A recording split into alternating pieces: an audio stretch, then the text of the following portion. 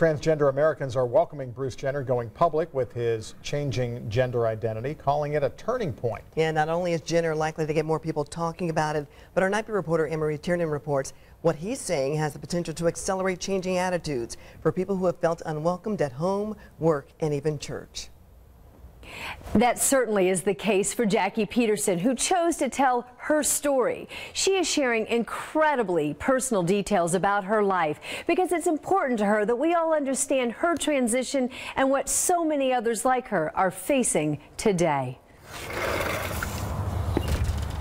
It was through a series of conversations out on the back patio where John told his third wife, Marta, he felt he was meant to be a woman. Been a long road. It has been very long. Now, 3.5 years later, they're still together after John transitioned to become Jackie. So I understand we got something big going on tomorrow at work, baby? Mm-hmm. Oh, yep. Good. Then to now, Jackie feels like a survivor. The journey's worth it. It's just a very difficult journey. It's probably one of the most difficult things anyone will ever do in their life. She remembers having questions as early as age 5. I knew from a really young age that I was transgender. Spoke a time or two about it with my mother, but back in those days you didn't talk much more than that. But these days are different. They now feel authentic. Plastic surgeon Dr. Greg Chernoff says the number of cases he handles has grown about 100% in 5 years. I'd say what I've been seeing has been 75% male to female, 25% female to male. And it's growing. Exponentially. Hi, Jackie. Hi, Dr. Chernoff. How are you? I'm just fine. After intensive counseling and therapy, Jackie says she moved past despair, shame, and anxiety to inner peace and eventually surgery.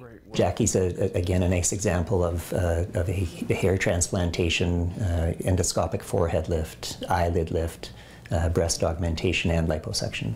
And then, in order to do my gender corrective surgery, is what they call it now, I had to go out of state to Scottsdale, Arizona, to a doctor to get that done.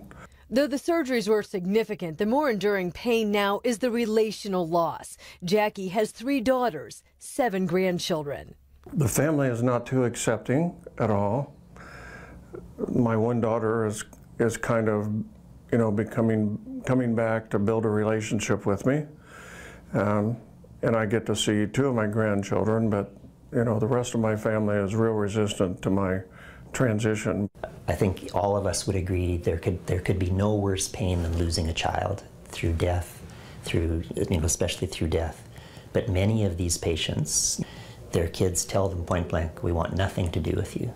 And many of them haven't seen their kids for 5-10 years. And so that's a pain that you see in their eyes. Jackie visits her 92-year-old father on Sundays. And he's such a loving person. I think he's told me, you're my child, and, you know, I'll always love you. And may not agree with you.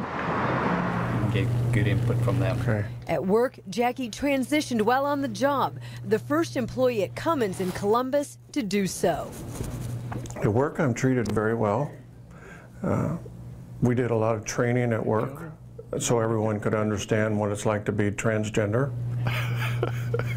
Jackie says by being authentic and not acting, she can focus, be more effective at her job, and that support from the top down was key.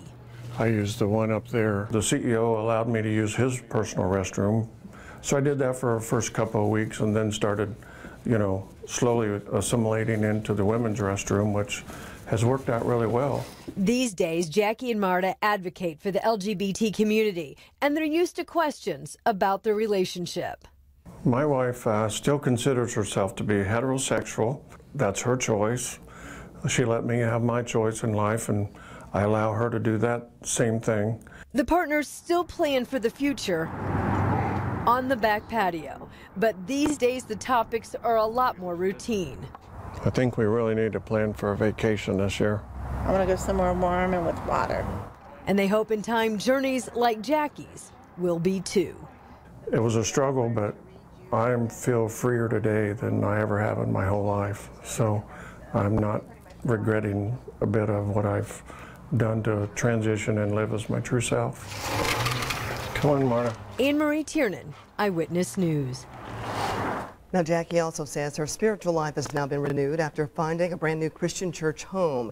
She hopes to never again attend a funeral for a young person who ended their life because their parent or church did not understand aspects of being transgender.